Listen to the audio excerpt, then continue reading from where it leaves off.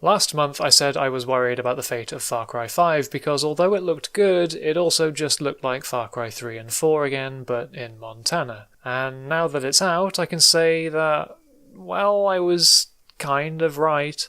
I'm glad to see it doing well, mind you. Sales are high, reviews are positive, and the upcoming DLC shows a willingness to continue absurd side chapters like they did with Far Cry 3 Blood Dragon before it. This is a franchise that I want to see thrive, so as long as each entry keeps selling, more will follow.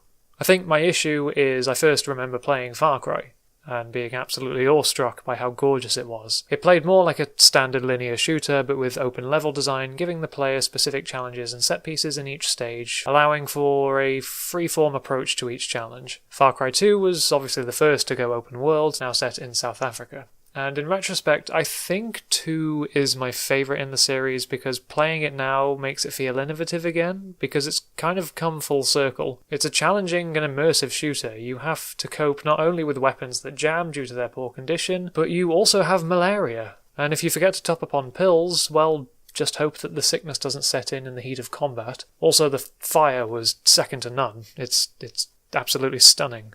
Then Far Cry 3 came along, which I think most people, myself included, agreed was the high point of the series, but it set the groundwork for the formula from then on, ditching a lot of what made Far Cry 2 great for the sake of accessibility, and bringing in features like the minimap, marking targets, and X-ray vision, which steps over a lot of what made the combat in 2 so exciting to play. And since then, well, even with more daring spin-offs, such as Far Cry Primal, we've still been playing Far Cry 3 since. 5 does address some of the derivativeness, mind you, as you climb the first radio tower thinking that you'll be constantly repeating it like with every Ubisoft game, a joke is made of it. I know what you're thinking, and no. I ain't gonna have you climbing towers all over the county for me, so don't worry. So there's an effort to push things forward, but I don't think it was a big enough step to really get me excited for this series again. But it is fun, it's freeform, it looks gorgeous, it has terrific gun combat, a variety of ways to approach any mission, all the things that make for a smooth, enjoyable experience. Just one that has lost any sense of identity along the way. So Far Cry 5 is fine, it works, and it's fun, but God, this series could be pushing for so much more than that.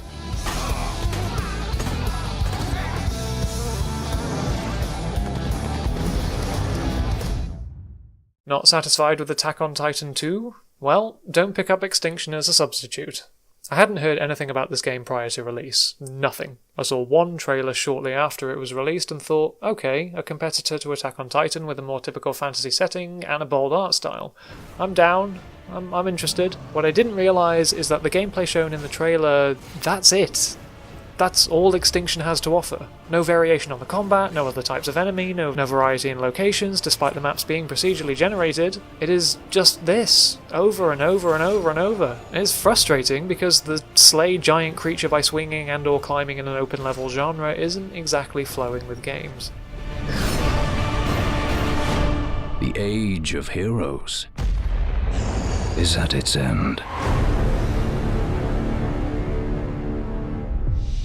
And finally, God of War, the new God of War, God of War 4, God of War 2018, because naturally the logical title progression would be God of War 2, God of War 3, and then God of War. Anyway, God of War is making waves for its review scores, already becoming something of a meme.